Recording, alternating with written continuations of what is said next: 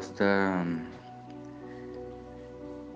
que deva ser dada de uma forma objetiva, vamos dizer assim. Porque, na verdade, em arquitetura e urbanismo, paisagem tem vários significados. Em arquitetura, o termo paisagem, eu diria que é até pouco utilizado. A gente tradicionalmente usa mais o conceito de paisagismo, que é um tratamento que se dá à paisagem natural no entorno de determinada obra arquitetônica. Pode ser um paisagismo com vegetações, com outros elementos simbólicos ou decorativos, esculturas, etc. Muitos tratam como um complemento da arquitetura propriamente dita. Isso inclusive criou uma disciplina meio que especializada no ramo da arquitetura, que são os chamados arquitetos paisagistas, que trabalham especialmente com essa questão. Já no urbanismo a gente tem o que nós chamamos de paisagem urbana, que é uma coisa mais complicada. Que na verdade é o estudo e a proposição de conceitos acerca da cidade e que envolvem vários campos disciplinares, que são utilizados em conjunto com o próprio urbanismo. Aliás, o urbanismo já é uma matéria multidisciplinar. No urbanismo existe a infraestrutura, que deve ser tratada em conjunto com engenheiros e outros técnicos. Existe a questão do patrimônio histórico, que deve ser tratado também com pessoas especializadas, historiadores, agentes públicos, etc. O trânsito também, enfim, os vários aspectos que compõem a cidade são tratados normalmente, necessariamente, por uma equipe de técnicos multidisciplinares. E com a paisagismo, a paisagem urbana, também envolve outras categorias técnicas e conceituais, tipo comunicação visual, mídia, hoje em dia, nesses tempos de tecnologia, mas que se dirige especialmente aos moradores e aos usuários da cidade, de modo que esta cumpra as suas funções e sejam apropriadas pelos moradores de uma forma mais fácil, mais acessível ao conjunto da população. Não é uma questão somente estética, como foi no passado. Hoje envolve outros meios de interação, que envolve a tecnologia, a circulação, o trânsito, não o trânsito de veículos, mas as pessoas em trânsito, Vivemos num mundo em que tudo se interrelaciona, o global, o local, o regional, o tempo está acelerado. Enfim, se no século passado se levava 2 anos para fazer uma casa, hoje a tecnologia permite que em uma semana se construa uma casa. Basta se ter os recursos financeiros para isso. Então, a paisagem urbana é isso, é o conjunto de elementos que configuram uma cidade e que a torna funcional e útil aos seus moradores.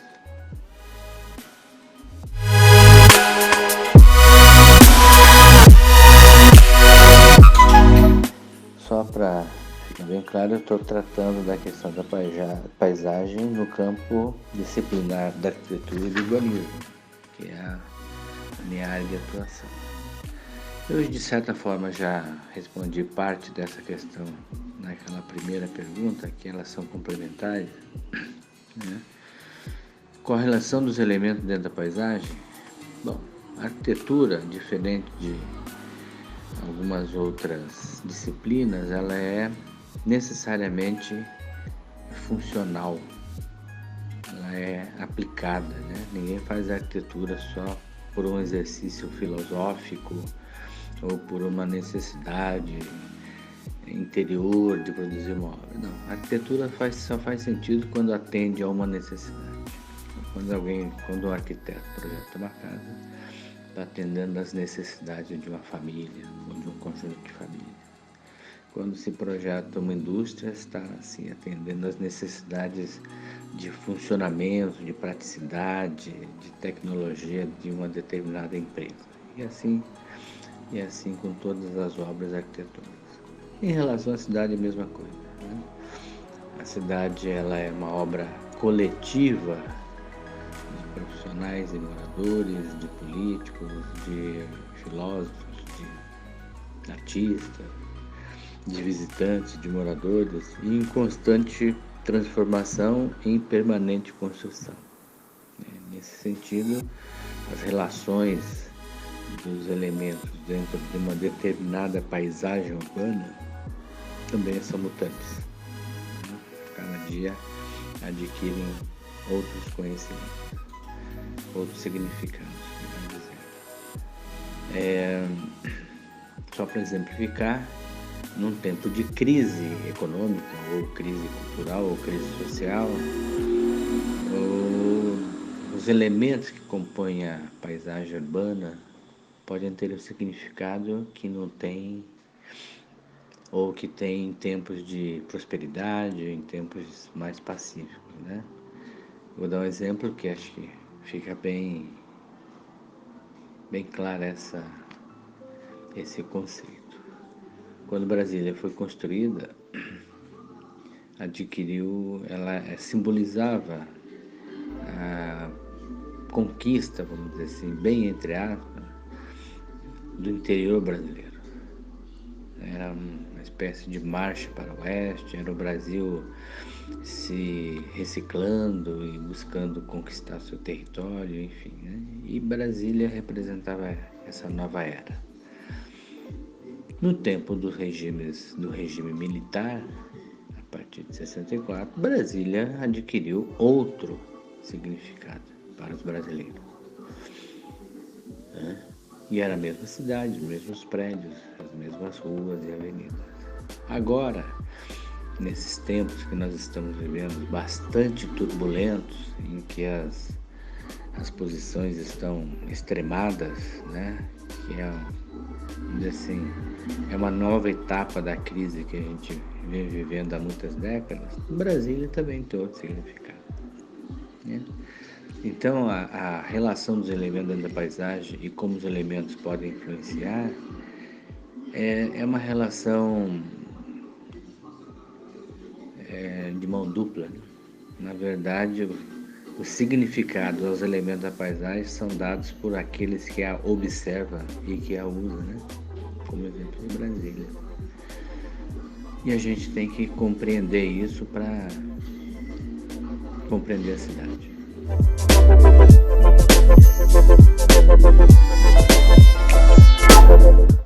A partir da modernidade, a chamada arquitetura modernista, a paisagem isoladamente não tinha uma importância especial. Não que não se desse importância à questão estética, à questão simbólica, à questão ambiental. Era realmente um conceito que se impôs nas cidades a partir do advento da Revolução Industrial. A metáfora da máquina está muito presente, né?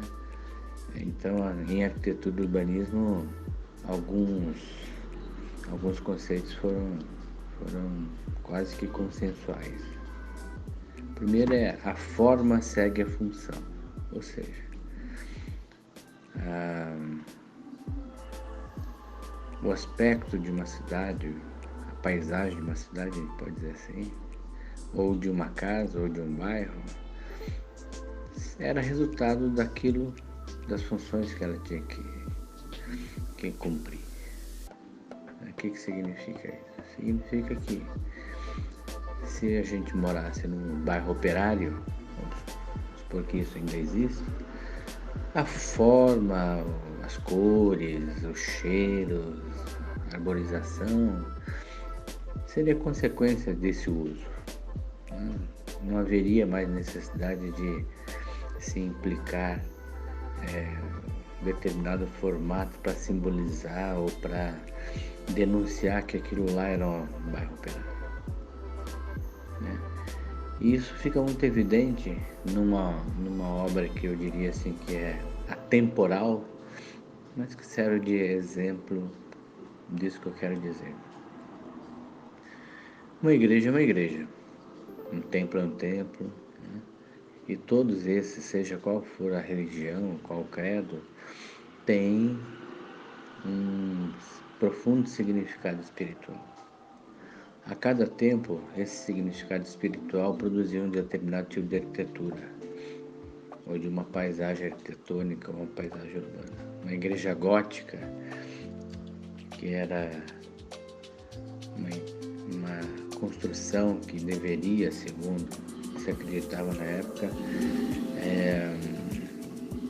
levar os fiéis, né, a pensar no alto, a pensar no céu, a pensar no paraíso, num mundo melhor. Então você olha as catedrais góticas, tem toda essa verticalidade paisagística.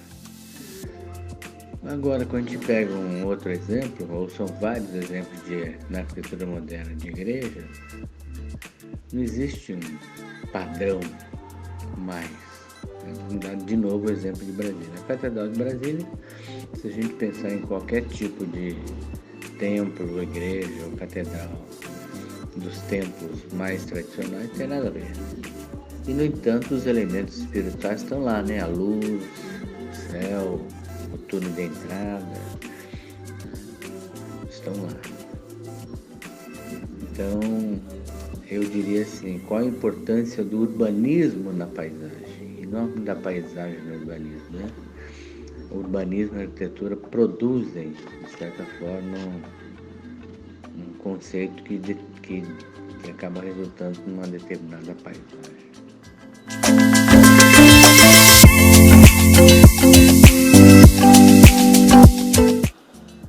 Bom, sobre o plano diretor de Campo Grande. O plano diretor de Campo Grande foi concebido pelo Planurb, eu estava lá nessa época, em 1995. Então está errado em um ano para lá, um ano para cá, né? E já foi objeto de 2 revisões conforme prevê a lei. Em muitos aspectos ele foi um plano bastante pioneiro, bastante inovador, porque quando ele foi produzido ainda não existia o Estatuto da Cidade, que hoje é como se fosse o manual do planejamento urbano da cidade brasileira. Então, pode fazer o que quiser, desde que aquilo que a lei que criou o Estatuto da Cidade determine que esteja lá, esteja, o resto ninguém discute, né? E o plano diretor de Campo Grande foi construído antes da existência do Estatuto e tem muitos dos elementos que o Estatuto acabou incorporando. Isso é uma coisa interessante. Mas mais interessante que o plano diretor, é bom a gente mencionar que antes do plano diretor existir, já existia o Conselho da Cidade, que no tempo se chamava Conselho Municipal de Desenvolvimento Urbano. E antes de existir o Planurb, já existia uma unidade de planejamento urbano e antes disso uma unidade técnica que integrava Campo Grande ao programa chamado PCM, Programa de Cidade Média, ou coisa assim. Então essa postura de planejamento está bastante consolidada em Campo Grande. E eu sou daqueles que acreditam que o planejamento é mais importante que o plano. O plano é feito, é aprovado, é discutido, é revisado e acabou. Agora o planejamento é algo que começa quando algo começa e nunca acaba, enquanto esse algo existir, porque a todo tempo a gente tem que estar revendo, corrigindo, melhorando, porque a vida continua e as coisas estão sempre em constante mutação também. Novas necessidades aparecem. E uma coisa também interessante, Campo Grande mantém esse espírito de continuar o planejamento, mudou de característica ao longo disso, isso é natural, a vida é feita de ciclos, mas sempre preservou sua importância nesse processo de planejamento que Campo Grande tem. E eu posso dizer que conheço bastante, isso é cada vez mais raro nas cidades brasileiras. Aqui no estado, talvez seja o único exemplo de um processo tão continuado de planejamento. E o que ainda Campo Grande, com bastante dificuldade, a gente observa, mantém de qualidade, dessa invejável estrutura urbana que os visitantes tanto se admiram, se deve muito ao planejamento, que ainda resiste apesar das dificuldades. E tomara que continue. Como é que ele pode auxiliar no turismo? Eu diria o seguinte, o turismo, enquanto atividade profissional ou enquanto setor econômico, tem que se inserir no conjunto das atividades sociais, econômicas do município, ou de cada município, de cada região onde alguém queira atuar, né? Então, o plano diretor pode auxiliar no turismo? Pode. Dependendo que se discuta com o setor do turismo e algo relativo ao desenvolvimento urbano ou às políticas urbanísticas deva ser inserido para que o turismo se desenvolva, ele pode auxiliar. Mas a gente sempre faz a ressalva que o plano diretor não é a solução para tudo. Ele é apenas um instrumento de planejamento. E que, se não tiver técnicos que atuem, se não tiver os dirigentes políticos administrativos que acreditem e que continue aceitando ou discutindo com essas equipes todas as principais necessidades da cidade, ele também não vai resolver muita coisa. Nós temos que tomar muito cuidado. O turismo, só para encerrar então, como um complemento, é interessante que eu trabalhei muito na cidade do interior, né? E é gozado, assim, sabe? Quando a cidade não sabe para onde ir mais, uma pequena cidade interior, ele fala assim, não, mas nós temos que incentivar o turismo aqui. Como se fosse uma solução mágica, que de repente um monte de gente vai lá e vai começar a visitar e gastar e falar das maravilhas que tem. E a gente sabe que não é assim, né? Cada destino turístico que se consolida aconteceu porque muitos outros não tiveram a mesma felicidade, a mesma chance, a mesma sorte, a mesma competência, né? Agora, é uma atividade que pode ser implantada em conjunto com todas as outras, né? Eu diria assim, tudo pode ter um rebatimento no turismo. Tudo. Turismo de negócio, turismo científico, turismo escolar, turismo espiritual. Então, se a gente pensar em qualquer atividade humana, ele pode ter um correspondente em determinado nicho da atividade turística e isso pode ser explorado, né? O que falta, eu diria, a gente discutir melhor assim, como é que se avança nessa questão do turismo. Eu conheci alguns técnicos de turismo que realmente conseguiam discutir a questão turística profundamente, né? Sabia como discutir a viabilidade de determinado produto turístico ou a viabilidade de um determinado corredor turístico, os atrativos, né? A divulgação. Então, acho que tem que se pensar nessa questão. O turismo é muito interessante, o plano diretor é muito interessante, mas depende muito que tenha as equipes capacitadas, envolvidas e ano após ano se dedicando a que isso melhore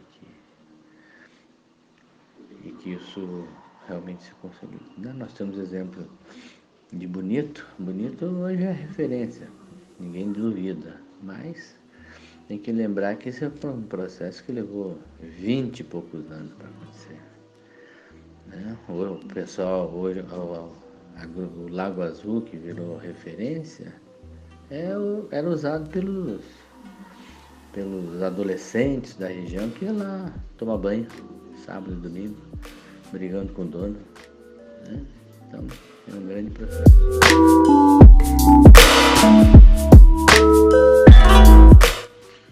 Paisagem é percepção, atmosfera, estado da alma, fundamentada na paisagem. Existe demarcação e não deve ser confundida com a natureza, pois esta é o todo, não tem fragmentos e vai além da compreensão sistemática de classificação dos seus elementos. Esse é o conceito de paisagismo elaborado por Buller Marx e outros teóricos.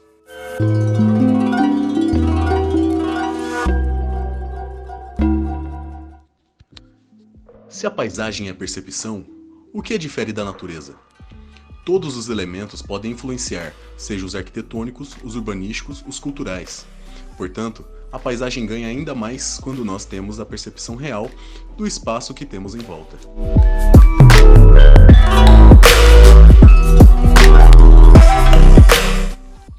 O turismo vive mais da arquitetura do que qualquer outro elemento, como a comida ou a cultura, pois são elementos simbólicos que delegam valores e concebem conceitos. O monumento arquitetônico passa pela história, é perceptível. Eu toco, cheiro, pego, tiro foto, fica na minha memória. Portanto, considere os fundamentais.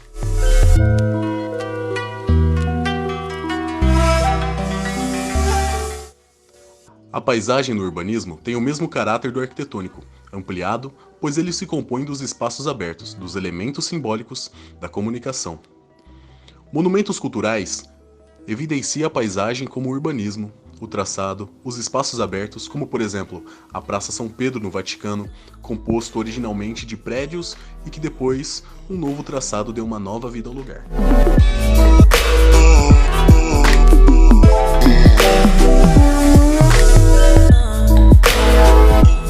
Campo Grande tem bons e importantes museus, embora pouco visitados pela população e de baixo conhecimento dos estudantes. Considero o Museu Dom Bosco o melhor de todos. O visitei mais de 10 vezes. O que acredito é que falta um circuito dos museus, definindo em um plano turístico o que complete o passeio dos turistas, com os horários, itinerários e essas coisas.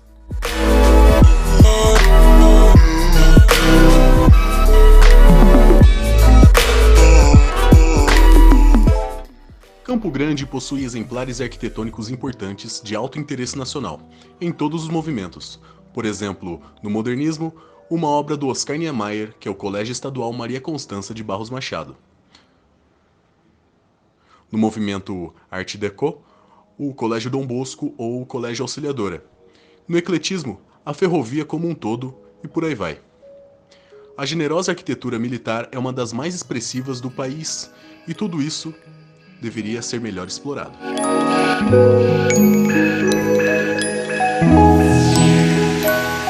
Acredito que o turismo devia se aliar à arquitetura, para completar as informações dos usuários e poder melhorar as relações de conservação e preservação.